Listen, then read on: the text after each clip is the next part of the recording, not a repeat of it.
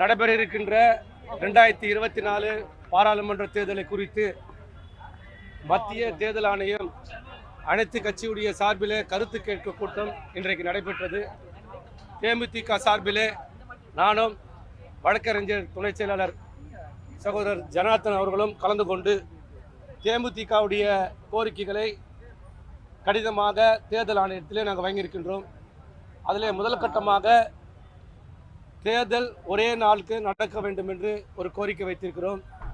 அதன் பிறகு இன்றைக்கு வாக்காளர் அடையாள அட்டையில் ஆதார் கார்டை இணைக்க வேண்டும் என்று தேமுதிக தான் தொடர்ந்து வலியுறுத்தி கொண்டிருக்கிறது.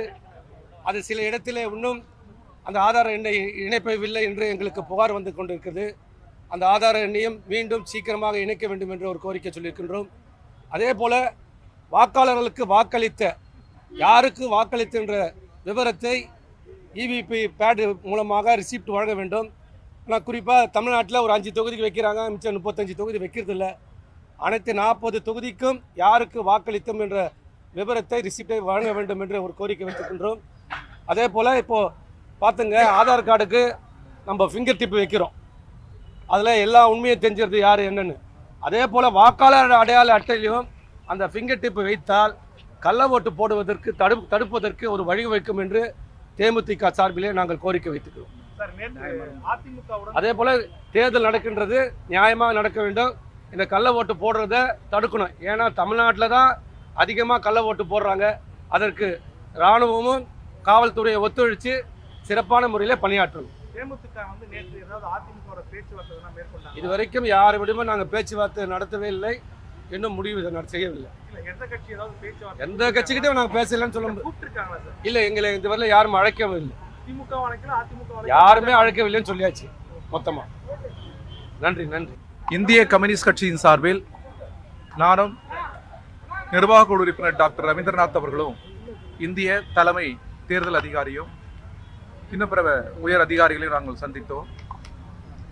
தேர்தல் வெளிப்படைத்தன்மையோடு நடைபெற வேண்டும். பதட்டங்கள் இல்லாமல், அச்சச்சூழல் இல்லாமல் சட்டப்படியான தேர்தல் நடத்துவதற்கு உத்தரவாதம் அளிக்க வேண்டும். சண்டிகரில், டெல்லியில் நடைபெற்ற இந்த தேர்தல் முறைகள் நாட்டையே அதிர்ச்சிக்குள்ளாக்கியது.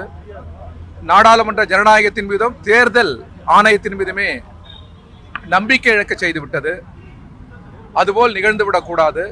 சட்டப்படி மிக நேர்மையாக தேர்தல் நடைபெற வேண்டும் என்று வலியுறுத்தினோம். அதேபோன்று பதற்றமான சூழல் உள்ள இடங்களில் பாதுகாப்பு அதிகரிக்க வேண்டும். தேர்தலில் மசூதிகளை, ஆலயங்களை, வழிபாட்டு தலங்களை பயன்படுத்துவதை அனுமதிக்க கூடாது. தேர்தல் பிரச்சாரத்தில் ஜாதி, மத, இன உணர்வுகளை தூண்டிவிடுவதை தடை செய்ய வேண்டும். மருத்துவ பணிகளில், அதுவும் கொரோனா போன்ற காலங்களில் மிக பிரம்மாண்டமான மருத்துவ பணியில் தமிழக மருத்துவர்கள் ஈடுபட்டார்கள். அவர்களுக்கு வாக்களிக்கிற சூழலை உருவாக்க வேண்டும். அந்த பணிகளில் ஈடுபட்டிருக்கிற போது தபால் வாக்களிக்கிற முறையை உருவாக்கி தர வேண்டும் என்று அழுத்தமாக நாங்கள் சொல்லியிருக்கிறோம். அதே போன்று ஒரே நாடு ஒரே தேர்தல் என்பதை இந்திய கம்யூனிஸ்ட் கட்சி நிராகரிக்கிறது. தேர்தல் நேரங்களில் பணம் படைத்தவர்களின் செல்வாக்கு இந்திய நாடாளுமன்ற ஜனநாயகத்தில் பெரிய அளவிலே தலையீடாக இருக்கிறது. எனவே நன்கொடைகள் தருவது, பணம் தருவது இவற்றையெல்லாம் தடை செய்ய வேண்டும். பாதுகாப்பை அதிகரிக்க வேண்டும் என்று இந்திய கம்யூனிஸ்ட் கட்சியின் சார்பில் கேட்டுக்கொண்டிருக்கிறோம். மிக அழுத்தம் கொடுத்து தமிழகம் முழுவதும் ஒரே நாளில் தேர்தல் நடைபெற வேண்டும் என்று வலியுறுத்தியிருக்கிறோம். இந்திய நாடாளுமன்ற ஜனநாயகத்திற்கு, இந்திய அரசியல் ஜனநாயகத்திற்கு தேர்தல் முறைதான் நம்பிக்கை தரும். அதை அரசியல் கட்சிகள் மட்டுமே அதற்கு கூடுதல் பொறுப்பல்ல, தேர்தல் ஆணையமும் கூடுதல் பொறுப்பு என்பதை வலியுறுத்தி சொன்னோம். நன்றி, வணக்கம்.